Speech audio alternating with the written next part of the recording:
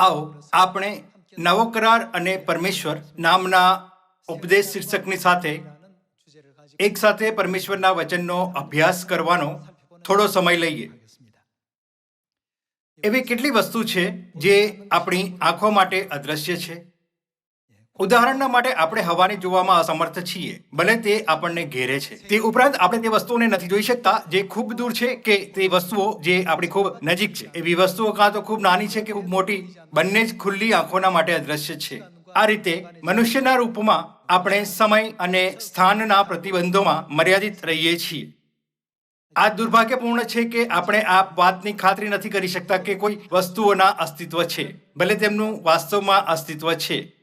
બધા લોકો આની પર વિચાર કરવા માટે એક ક્ષણ લો. શું એવા ઘણા યંત્ર નથી જે આપણને તે જોવામાં સક્ષમ બનાવે છે જે પોતાની ખુલ્લી આંખોથી નથી જોઈ શકાતા? ઉદાહરણના માટે, શું ઘડિયાળ એક યંત્ર નથી જે આપણને સમય જોવા દે છે જે અદ્રશ્ય છે? આપણા રોજિંદા જીવનમાં આપણે એવા યંત્ર મેળવી શકીએ છીએ જે આપણને તે જોવામાં સક્ષમ બનાવે છે જે અદ્રશ્ય છે.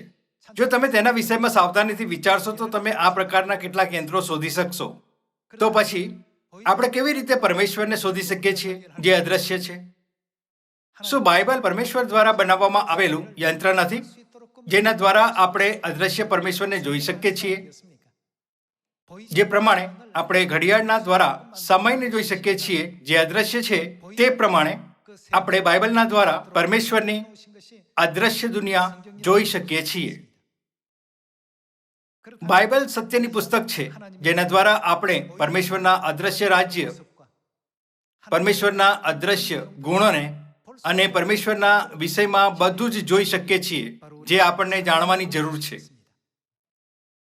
બધા લોકો પવિત્ર આત્માના આ યુગમાં આપણે તેઓ છીએ જે લોકોને સાક્ષી આપી રહ્યા છે કે ખ્રિસ્ત આંગ હોંગ પરમેશ્વર છે. શું આ તે જ વાત નથી જે બાઇબલ પણ શીખવાડે છે?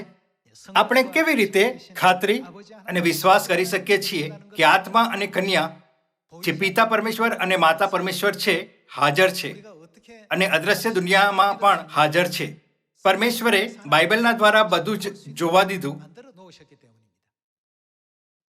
જો કે ભલે જ પરમેશ્વરે બધા માનવ જાતિએ બાઇબલને ખોલવાની મંજૂરી આપી, તો પણ એવા લોકો છે જે જોતા નથી અને જોતા અને સાંભળતા નથી અને સાંભળતા અને નથી સમજતા.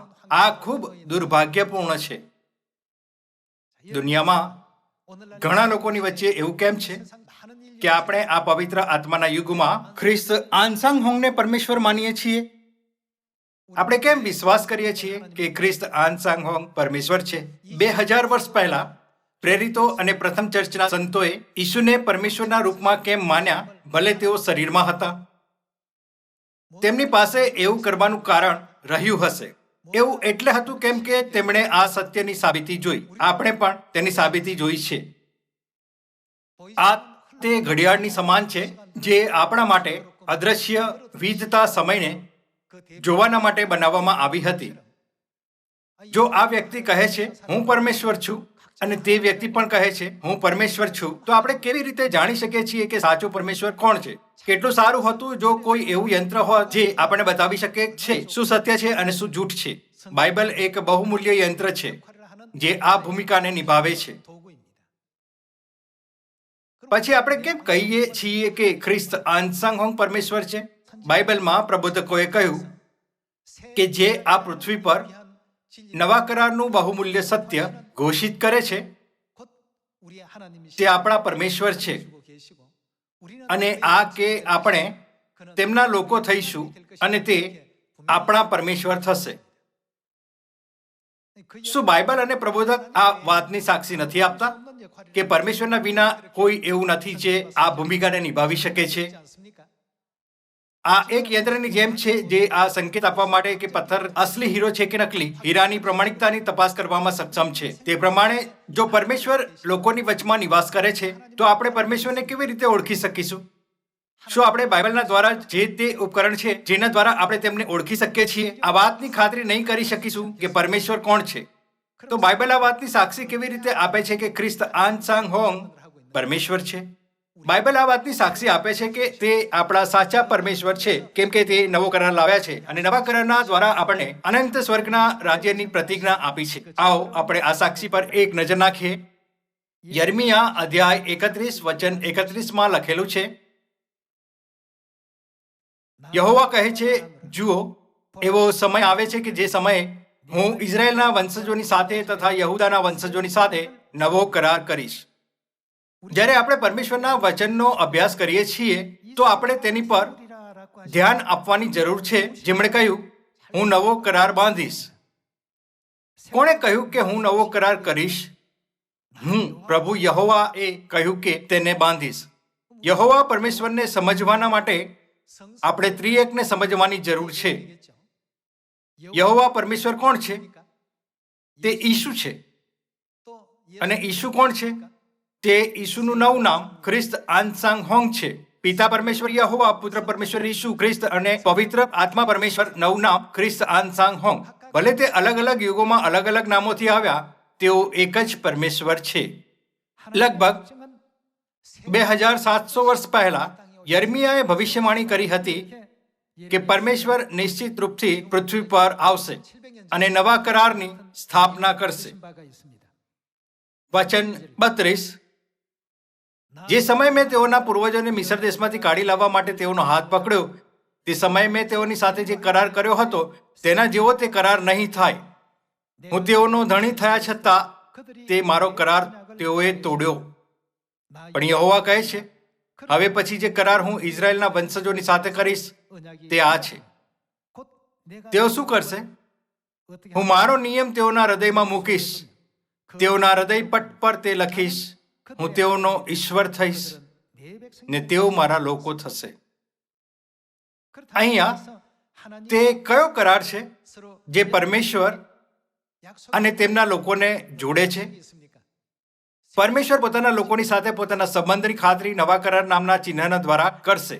બાઇબલની 66 પુસ્તકોમાં પરમેશ્વરે તેને ખૂબ સરળતાથી બતાવ્યું, જેથી આપણા માટે શરીરમાં થઈને આવેલા પરમેશ્વરને ઓળખવું સહેલું હોય. પરમેશ્વરે લખ્યું છે કે જ્યારે તે આ પૃથ્વી પર આવશે તો નવા કરારના દ્વારા પોતાના લોકોની સાથે સંપર્ક કરશે અને તે નવા કરારના દ્વારા ગેરંટી આપશે કે આપણે અનંત સ્વર્ગના રાજ્યનો વારસો પામીશું. પરમેશ્વરે માનવજાતિને કહ્યું, જો તમે મને સમજવા ઈચ્છતા હોય તો પહેલા નવા કરારને સમજો. પરમેશ્વરે આપણને તેની પર ધ્યાન આપવાને કહ્યું છે, જે આ પૃથ્વી પર નવા કરારનું સત્ય સ્થાપિત કરે છે. પરમેશ્વરે આ પણ કહ્યું કે નવો કરાર માત્ર પાપોની ક્ષમા નથી આપતો, પરંતુ અનંત સ્વર્ગના રાજ્યની વારસાની પ્રતિજ્ઞા પણ પ્રાપ્ત કરવા દે છે. પરમેશ્વરે આ બધી પ્રતિજ્ઞાઓને નવા કરારમાં જોડી છે. પરમેશ્વરે કહ્યું, તમે જે નવો કરાર મનાવે છે મારા લોકો હશે અને હું તમારા પરમેશ્વર થઈશ, જે તમને નવા કરારનું સત્ય શીખવાડે છે. બધા લોકો શું આ સમજવા માટે અઘરું અને મુશ્કેલ છે? પરમેશ્વરે તેને સમજવા માટે સહેલું અને સરળ થવા માટે ટૂંકમાં કહ્યું. તો શું આપણે માત્ર આ જોવાની જરૂર નથી કે નવા કરારનું સત્ય પૃથ્વી પર કોણ લાવ્યું? 2000 વર્ષ પહેલા પુત્રના યુગમાં પ્રબોધકની સાક્ષી પ્રમાણે નવા કરારને કોણ લાવ્યા? ઈસુ. પવિત્ર આત્માના આ અંતિમ યુગના વિષયમાં શું આપણે સહેલાઈથી તે સમજવામાં સક્ષમ હોવું જોઈએ. આ પ્રમાણે આપણે સમજી શકીએ છીએ કે જે આપણને સ્વર્ગના રાજ્યને વારસામાં આપે છે તે ખ્રિસ્ત છે, જે આ પૃથ્વી પર બીજી વાર મલ્કીસદેકના ધારામાં આવ્યા છે. શું આપણે આ વાતની પણ ખાતરી નથી કરી શકતા કે તે આપણા પરમેશ્વર છે, જેમણે નિતારેલા દ્રાક્ષારસથી મૃત્યુનો સદાના માટે નાશ કર્યો છે? જેમ યશાયા અધ્યાય 25 ભવિષ્યવાણી કરવામાં આવી હતી, જ્યાં એવું કહેવામાં આવ્યું છે, આપણે તેમની રાહ જોતા આવ્યા છીએ કે તે આપણો ઉદ્ધાર કરે. બધા લોકો બાઇબલના વચન બિલકુલ પણ મુશ્કેલ નથી, તે સરળ છે. જો કે સમસ્યા એ છે કે લોકોની પાસે પરમેશ્વરના વચનો પર વિશ્વાસની ખામી છે. તે આ બહુમૂલ્ય વચનોને સ્વીકાર નથી કરતા અને તેની પર વિશ્વાસ નથી કરતા, એટલે તેઓ પરમેશ્વરને શોધવામાં નિષ્ફળ થાય છે. ભલે તે ખરેખરમાં આ પૃથ્વી પર આવ્યા અને તે કાર્ય કરી રહ્યા છે જેની ભવિષ્યવાણી કરવામાં આવી હતી, પરંતુ તે તેઓને ગ્રહણ નથી કરી શકતા, તેમને સમજી નથી શકતા અને ન તો તેમની શિક્ષાઓને સાચી રીતે પાલન કરી શકે છે. જેમ આપણે એક ઘડિયાળ નામના યંત્રના દ્વારા સમયને માપી શકીએ છીએ, જે અદ્રશ્ય છે, બસ એ જ રીતે શું આપણે બાઇબલની શિક્ષાઓના દ્વારા પરમેશ્વરના અસ્તિત્વની ખાતરી નથી કરી શકતા? પરમેશ્વરે કહ્યું, હું નવો કરાર બાંધીશ. પરમેશ્વરે કહ્યું કે તે પોતે તેને પૂરો કરશે. આ કરાર ક્યારેય પણ શૈતાન કે તમારા પાડોશીના કોઈ વ્યક્તિ દ્વારા નથી બાંધી શકાતો. આ એક પ્રસિદ્ધ ભૌતિક વિજ્ઞાનીની પરિકલ્પનાના દ્વારા નથી બાંધવામાં આવતો. માત્ર કોણ નવા કરારને બાંધી શકે છે? પરમેશ્વરે કહ્યું, હું યહોવા આ કરીશ. શું બાઇબલમાં આ વાતની સાક્ષી નથી આપવામાં આવી કે પરમેશ્વર પિતાના યુગમાં યહોવાના નામથી અને પુત્રના યુગમાં ઈશુના નામથી અને પવિત્ર આત્માના આ છેલ્લા યુગમાં ખ્રિસ્ત આનસાંગ હોંગ આ નવા નામથી છુટકારાની પોતાની યોજનાને પૂરી કરશે? આની પર થોડી પણ શંકા કરવાનું કોઈ કારણ નથી. આ એટલે છે કેમ કે પરમેશ્વરે પહેલાથી જ પ્રબોધકોના દ્વારા આ બધી ભવિષ્યવાણી કરી હતી. તે આ પ્રમાણે આવશે. તેમણે પૃથ્વી પર આવીને તે બધું પૂરું કર્યું જે તેમના વિષયમાં ભવિષ્યવાણી કરી હતી. આવો આપણે હિબ્રુઓ અધ્યાય 9 પર એક નજર નાખીએ. અધ્યાય 9 વચન 11 લખેલું છે, પણ ખ્રિસ્ત હવે પછી થનારી સારી બાબતો સંબંધી પ્રમુખ યાજક થઈને હાથથી બનાવેલો નહીં, એટલે પૃથ્વી પરના પદાર્થોનો બનાવેલો નહીં, એવા અધિક મહાન તથા અધિક સંપૂર્ણ મંડપમાં થઈને બકરાના તથા વાછરડાના રક્તથી નહીં, પણ પોતાના જ રક્તથી માણસોને માટે સનાતન ઉદ્ધાર મેળવીને પરમ પવિત્ર સ્થાનમાં એક જ વખત ગયા હતા. કેમ કે જો બકરાઓનું તથા ગોધાઓનું રક્ત તથા વાછરડીની રાખ અપવિત્રો પર છાંટવાથી શરીરને શુદ્ધ કરીને પવિત્ર કરે છે, તો ખ્રિસ્ત જેમણે સનાતન આત્માથી પોતાની જાતનું દોષ વગરનું બલિદાન ઈશ્વરને આપ્યું, તેમનું રક્ત તમારા હૃદયને જીવતા ઈશ્વરને ભજવા માટે નિર્જીવ કામોથી કેટલું બધું વિશેષ શુદ્ધ કરશે. એ જ કારણથી પહેલા કરારના વખતમાં જે ઉલ્લંઘનો કરવામાં આવ્યા હતા તે કરનારાના ઉદ્ધારને માટે તે પોતે મરણ પામે અને જેઓને તેડવામાં આવ્યા છે તેઓને અનંતકાળના વારસાનું વચન મળે માટે તે શેના મધ્યસ્થ? નવા કરારના મધ્યસ્થ છે. નવા કરારના દ્વારા બધી માનવ જાતિને અનંત સ્વર્ગના રાજ્યની કૃપા આપવા માટે તેમણે શેનું મધ્યસ્થ બનવું પડ્યું? તે આપણા માટે નવા કરારના મધ્યસ્થ બન્યા.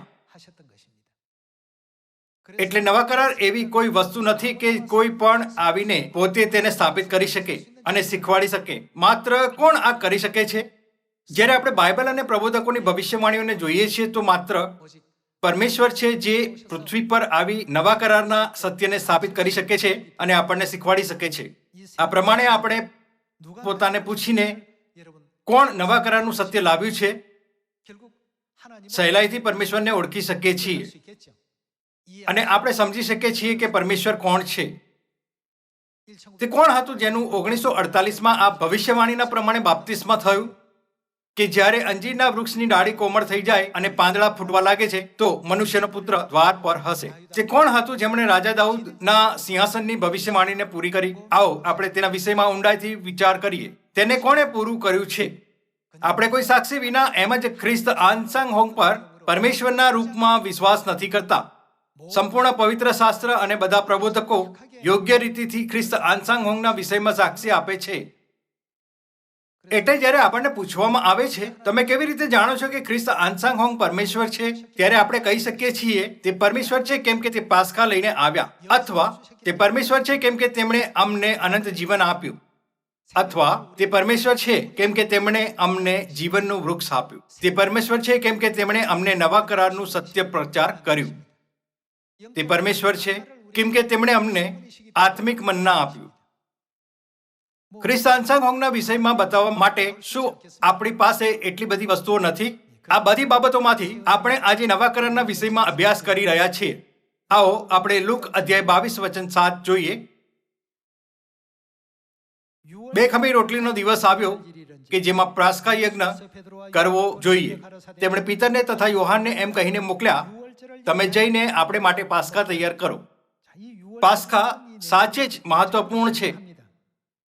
વચન 13, તેઓ ગયા અને જેમ તેમણે તેઓને કહ્યું હતું તેમ તેઓને મળ્યું અને તેઓએ પાસ્કા તૈયાર કર્યું. વચન 14, વખત થયો ત્યારે તે બેઠા અને તેમની સાથે 12 પ્રેરિતો પણ બેઠા. તેમણે તેઓને કહ્યું, મરણ સહ્યા પહેલા આ પાસ્કા તમારી સાથે ખાવાની મને ઘણી ઈચ્છા હતી. ઈસુ, જેમની પાસ્કા મનાવવાની ઘણી ઈચ્છા હતી, તેમણે વચન 19માં નવા કરાર પાસ્કા મનાવવાનો નમૂનો બતાવ્યો. વચન 19, પછી તેમણે રોટલી લઈને સ્તુતિ કરીને ભાંગી અને તેઓને આપીને કહ્યું, આ મારું શરીર છે, તે તમારા માટે આપવામાં આવે છે. અને ઈસુએ કહ્યું, તેને અવશ્ય કરો, મારી યાદગીરીમાં આ કરો. તે જ પ્રમાણે વાળું કર્યા પછી તેમણે પ્યાલો લઈને કહ્યું, આ પ્યાલો તમારે માટે વહેવડાવેલા મારા લોહીમાંનો નવો કરાર છે.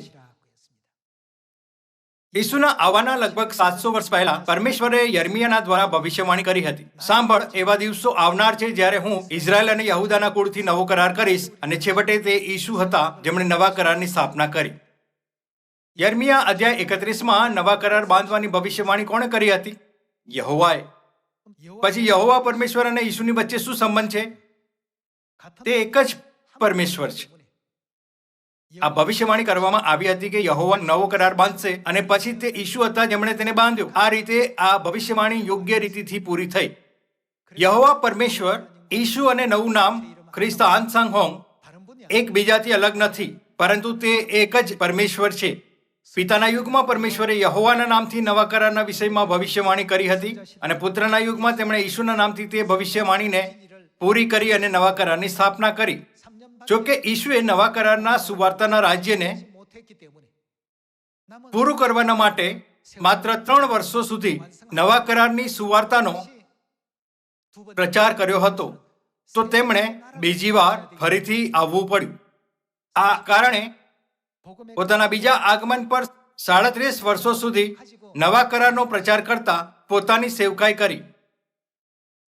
તો પિતાના યુગ, પુત્રના યુગ કે પવિત્ર આત્માના યુગમાં તે કોણ છે જે માનવ જાતિને નવા કરારના દ્વારા સ્વર્ગની પ્રતિજ્ઞા કરેલી અનંત ઉદ્ધાર, અનંત જીવન આપી શકે છે?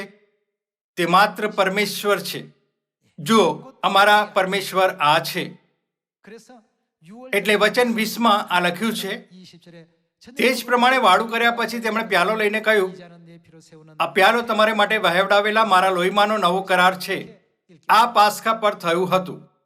તે જ પ્રમાણે જેમ તમે સારી રીતે જાણો છો, ઈસુના સ્વર્ગ જવાના લગભગ 300 વર્ષોના પછી 4થી સદીમાં નવા કરારના સત્ય એક એક કરીને ગાયબ થવા લાગ્યા. 321 ઈસવીમાં સાબત દિવસ મિટાવી દીધો. 325 ઈસવીમાં પાસ્કાને મિટાવી દીધો. 354 ઈસવીમાં ક્રિસમસ શરૂ કરવામાં આવી અને ક્રુસ જેવા મૂર્તિપૂજક ધર્મોમાં ઉપયોગ કરનારી વસ્તુઓની આરાધનાના માટે ચર્ચમાં પ્રસ્તુત કરવામાં આવવા લાગી. આ દિવસોમાં તમે કોઈ પણ એવું ચર્ચ નથી જોઈ શકતા જે નવા કરારના સત્યનો પ્રચાર કરે છે. પરમેશ્વરે આ તથ્યને જોઈને કે તે પોતાના હોઠોથી ઘોષણા કરે છે કે તે પરમેશ્વર પર વિશ્વાસ કરે છે, તો પણ મૂર્તિપૂજક મૂર્તિઓથી પરમેશ્વરના મંદિરને ભરી દે છે. પ્રેરિત યોહાનના પ્રકાશનના દ્વારા કહ્યું, હે મારા લોકો, જલ્દીથી તેમાંથી નીકળી આવો. પછી બેબીલોનથી બહાર નીકળ્યા પછી આપણે ક્યાં જવું જોઈએ? પરમેશ્વરે આપણને ક્યાં જવા માટે કહ્યું? પરમેશ્વરે આપણને ભાગીને સિયોન જવા કહ્યું. ભાઈઓ અને બહેનો, તે સ્થાન જ્યાં આપણે ભાગીને આવ્યા છીએ, ચર્ચ ઓફ ગોડ સિયોન છે, જ્યાં આપણે પર્વ મનાવીએ છીએ, ખરું ને? અહીંયા આપણી વચ્ચે કોણ નિવાસ કરે છે? સિયોનમાં પરમેશ્વર આપણી સાથે છે. સિયોનમાં પરમેશ્વર કયા સત્યની સાથે શાસન કરે છે? પરમેશ્વર સિયોનમાં નવા કરારની વ્યવસ્થાની સાથે શાસન કરે છે અને આપણને નવા કરારના સત્ય શીખવાડે છે. શું તે અંતિમ દિવસોમાં નવા કરારના સુવાર્તાના રાજ્યને નેતૃત્વ કરતા સિયોનમાં રાજા નહીં બન્યા અને પછી ભવિષ્યવાણીના પ્રમાણે પોતાના 37 વર્ષના લાંબા સુવાર્તાના જીવનને પૂરું કરવાના પછી સ્વર્ગ નથી ગયા? આજે આવો આપણે પોતાના હૃદયો પર એકવાર ફરીથી આ સવાલનો જવાબ અંકિત કરીએ.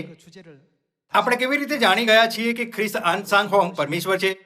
બાપ્તિસ્માથી શરૂ કરીને આપણે જે કંઈ પણ મનાવી રહ્યા છીએ તે નવા કરારનો એક ભાગ છે. પાસ્કા નવો કરાર છે. તેવી જ રીતે સાબાતનો દિવસ પણ નવો કરાર છે. ઓઢણીનો નિયમ પણ નવો કરાર છે. પરમેશ્વર દ્વારા નિયુક્ત આ બધા આદેશ અને વ્યવસ્થા નવા કરારનું સત્ય છે. નવા કરારના સત્યમાં આપણને પાપોની ક્ષમા પ્રાપ્ત થાય છે. નવા કરારના સત્યમાં પરમેશ્વર આપણા પરમેશ્વર બની જાય છે. આપણે પરમેશ્વરની સાથે એક થઈ જઈએ છીએ અને આપણે તેમના લોકો બનીએ છીએ. આ બધા સંપૂર્ણ વાયદાઓ આપણને નવા કરારના દ્વારા આપવામાં આવે છે. નવા કરારનું આ સત્ય આખી માનવ જાતિને શીખવાડનારા કોણ હશે? બાઇબલ સાક્ષી આપે છે કે આ માત્ર પરમેશ્વર જ છે જે એવું કરશે. આવો આપણે તેને હિબ્રુઓ અધ્યાય 8માં જોઈએ. અધ્યાય 8 વચન 7માં લખેલું છે, કેમ કે જો પહેલા કરારમાં કંઈ દોષ ન હોત તો બીજા કરારને માટે સ્થાન શોધવાની જરૂર ન રહે. પહેલી વાચા જૂનો કરાર છે જે પરમેશ્વરે આપણને મૂસાના દ્વારા આપી હતી. કેમ કે જો પહેલા કરારમાં કંઈ દોષ ન હોત તો બીજા કરાર માટે સ્થાન શોધવાની જરૂર ન રહે. બીજો કરાર શું છે? નવો કરાર. તો બીજીને માટે પ્રસંગ ન શોધવો પડે, પણ દોષ કાઢીને ઈશ્વર તેઓને કહે છે, જુઓ પ્રભુ કહે છે કે એવો સમય આવે છે કે જે સમયે હું ઇઝરાયલના વંશજોની સાથે તથા યહૂદાના વંશજોની સાથે શું નવો કરાર કરીશ. અહીંયા નવો કરાર સ્થાપવાની ભવિષ્યવાણી કોણે કરી છે? તે કહે છે હું નવો કરાર સ્થાપીશ. શું આ સાચું નથી? તો શું આપણને નવો કરાર કોણે બાંધ્યો છે ને નજીકથી જોવું નહીં જોઈએ? તે કોણ છે જેમણે ખરેખરમાં તેને સ્થાન આપ્યું છે? એટલે ખ્રિસ્ત આનસાંગ હોંગ કોણ છે? શું આ બાઇબલ અને પ્રબોધકોની 66 પુસ્તકોની સાક્ષીના પ્રમાણે નહીં થયું હતું? માત્ર પરમેશ્વર જ તેને કરી શકે છે. માત્ર પરમેશ્વર જ નવા કરારને સ્થાપિત કરી શકે છે. પરમેશ્વરે કહ્યું, જ્યારે અંજીરના વૃક્ષની ડાળી કોમળ થઈ જાય અને પાંદડા ફૂટવા લાગે તો હું દ્વાર ઉપર ઊભો રહીને ખખડાવીશ. આ ક્યારે થયું? આ 1948માં થયું. પછી તે વર્ષને પરમેશ્વરનું કાર્ય શરૂ થનારું વર્ષ હોવું જોઈએ. રાજા દાઉદની સિંહાસનની ભવિષ્યવાણીના પ્રમાણે પરમેશ્વરે પોતાના પ્રથમ આગમન પર 3 વર્ષો સુધી અને પછી પોતાના બીજા આગમન પર 37 વર્ષો માટે ભવિષ્યવાણીના માર્ગ પર ચાલવું જોઈએ. એટલે વચન 8માં લખ્યું છે, પણ દોષ કાઢીને ઈશ્વર તેઓને કહે છે, જુઓ પ્રભુ કહે છે કે એવો સમય આવે છે કે જે સમયે હું ઇઝરાયલના વંશજોની સાથે તથા યહૂદાના વંશજોની સાથે નવો કરાર કરીશ. જે સમયે મેં તેઓના પૂર્વજોને મિસ્ર દેશમાંથી દોરી લાવવા માટે તેઓનો હાથ પકડ્યો, તે સમયે મેં તેઓની સાથે જે કરાર કર્યો હતો તેના જેવો તે કરાર નહીં થાય. કારણ કે મારા કરાર પ્રમાણે તેઓ ચાલ્યા નહીં, એટલે મેં પણ તેઓના સંબંધી કઈ ચિંતા રાખી નહીં, એવું પ્રભુ કહે છે. કેમ કે પ્રભુ કહે છે કે હવે પછી જે કરાર હું ઇઝરાયલના વંશજોની સાથે કરીશ તે આ છે, હું મારા નિયમો તેઓના મનમાં મૂકીશ ને તેઓના હૃદયપટ પર તે લખીશ. હું તેઓનો ઈશ્વર થઈશ અને તેઓ મારા લોક થશે. હવે પછી પ્રભુને ઓળખ એમ કહીને દરેક પોતાના પાડોશીને તથા દરેક પોતાના ભાઈને શીખવશે નહીં, કેમ કે તેઓમાંના નાનાથી મોટા સુધી સર્વ મને ઓળખશે. કેમ કે તેઓના અન્યાય પ્રત્યે હું દયાળુ થઈશ અને તેઓના પાપનું સ્મરણ હું ફરી કરીશ નહીં. તો નવો કરાર એવું કહીને તેમણે પહેલા કરારને જૂનો ઠરાવ્યો, પણ જે જૂનું તથા જર્જરિત થતું જાય છે તે નાશ પામવાની તૈયારીમાં છે. નવા કરારની શિક્ષા આપતી વખતે પરમેશ્વરે કહ્યું, હું તેમના અધર્મ અને પાપોને ફરીથી યાદ નહીં કરીશ. તેનો અર્થ છે કે પરમેશ્વર આપણને પાપોની ક્ષમા આપશે. આ તે પ્રતિજ્ઞા છે જે પરમેશ્વરે પોતાના લોકોની સાથે જે નવા કરારમાં છે સ્થાપિત કરી. મીખા અધ્યાય 4માં શું આ ભવિષ્યવાણી નથી કરવામાં આવી છે કે અંતના દિવસોમાં પરમેશ્વર ફરીથી પ્રગટ થશે અને આપણને નવો કરાર શીખવાડશે જે અંધકાર યુગના દરમિયાન ગાયબ થઈ ગયો હતો? તે આપણને પોતાના માર્ગ શીખવાડશે. તે અંતિમ દિવસોમાં એવું કરશે. આવો આપણે મીખા અધ્યાય 4 વચન 1 વાંચીએ. પણ પાછલા દિવસોમાં યહોવાના પર્વતની સ્થાપના પર્વતોના શિખર ઉપર થશે ને તેને બીજા ડુંગરો કરતા ઊંચો કરવામાં આવશે અને લોકોના ટોળે ટોળા ત્યાં ચાલ્યા આવશે. આ ભવિષ્યવાણીને પૂરી થવાનો ચોક્કસ સમય ક્યારે છે? આ છેલ્લા દિવસો છે. શું છેલ્લા દિવસ અંતિમ યુગ એટલે પવિત્ર આત્માના યુગને સંકેત નથી કરતા જેમાં આપણે જીવી રહ્યા છીએ? પણ પાછલા દિવસોમાં યહોવાના પર્વતની સ્થાપના પર્વતોના શિખર ઉપર થશે ને તેને બીજા ડુંગરો કરતા ઊંચો કરવામાં આવશે અને લોકોના ટોળે ટોળા ત્યાં ચાલ્યા આવશે. ઘણી પ્રજાઓ કહે છે, ચાલો આપણે યહોવાના પર્વત ઉપર તથા યાકૂબના ઈશ્વરને મંદિરે જઈએ. તે શું કરશે? આપણને તેના માર્ગો વિશે શીખવશે ને આપણે તેના પંથમાં ચાલીશું. કેમ કે નિયમશાસ્ત્ર સિયોનમાંથી તથા યહોવાના વચન યરૂશલેમમાંથી નીકળશે. સિયોનમાં શું મનાવવામાં આવે છે? ત્યાં પર્વ મનાવવામાં આવે છે. આપણે તે જગ્યાને શોધવી જોઈએ જ્યાં સાબાતનો દિવસ છે, જે એક સાપ્તાહિક પર્વ છે, અને જ્યાં 3 વારના 7 પર્વ છે, જે વાર્ષિક પર્વ છે. ત્યાં સાબાતનો દિવસ, પાસ્કા, બે ખમીરી રોટલીનો પર્વ, પ્રથમ ફળનો પર્વ, અઠવાડિયાઓના પર્વ, રણશિંગડાઓના પર્વ, પ્રાયશ્ચિતનો દિવસ અને માંડવા પર્વ હોવો જોઈએ. તે કયું ચર્ચ છે જેમાં આ બધું સત્ય છે? પરમેશ્વર તે જગ્યા નિવાસ કરે છે જે સિયોન છે. તે કોણ છે જે સિયોનમાં નવા કરારના સત્યની સાથે આપણું નેતૃત્વ કરી રહ્યા છે? તે આપણા પરમેશ્વર છે. જુઓ, આપણા પરમેશ્વર આ છે. આપણે તેમની રાહ જોતા આવ્યા છીએ કે તે આપણો ઉદ્ધાર કરે. જો કોઈ આપણને પૂછે છે, તમે કેવી રીતે જાણો છો કે ખ્રિસ્ત અંશંગ પરમેશ્વર છે, ત્યારે આપણે વિના કોઈ ખચકાટથી કહી શકીએ છીએ તે પરમેશ્વર છે, કેમ કે તેમણે અમને નવો કરાર શીખવાડ્યો અને અમને અનંત જીવન આપ્યું છે. આપણે તેમને આ કહેતા બાઇબલના દ્વારા બતાવી શકીએ છીએ કે હું બાઇબલના દ્વારા તેને સાબિત કરી શકું છું. શું તમે તેને જોવા ઈચ્છશો? જ્યારે તે પૂછે છે, તમે કેમ વિશ્વાસ કરો છો કે ખ્રિસ્ત અંશંગ પરમેશ્વર છે? આ એટલે કેમ કે તેમણે માતા પરમેશ્વરના વિષયમાં સાક્ષી આપી છે. યશાયા અધ્યાય 62 અને ઉત્પત્તિ અધ્યાય 3 ના પ્રમાણે માતા પરમેશ્વરના વિષયમાં કોણ સાક્ષી આપશે? આ લખ્યું છે કે માત્ર પિતા પરમેશ્વર જ માતા પરમેશ્વરના વિષયમાં સાક્ષી આપશે. એટલે આવો આપણે બાઇબલ અને પ્રબોધકોની ભવિષ્યવાણીઓ પર દ્રઢતાથી વિશ્વાસ કરીએ. આવો આપણે તે ગરીબ આત્માઓનો વિચાર કરીએ જેમને પરમેશ્વર પર વિશ્વાસ છે, પરંતુ સંસારમાં ભટકતા ખોવાઈ ગઈ છે, કેમ કે તે નથી જાણતી કે સ્વર્ગ કેવી રીતે જવાય. નવા કરારના સેવકોના રૂપમાં આપણે સમૃદ્ધમાં અને પૃથ્વીના છેડા સુધી સાક્ષી આપીને તે આત્માઓની સત્યના સાચા માર્ગ પર માર્ગદર્શન કરવું જોઈએ. હું આજનો ઉપદેશ સમાપ્ત કરવા ઈચ્છીશ. તમારો ખૂબ ખૂબ ધન્યવાદ.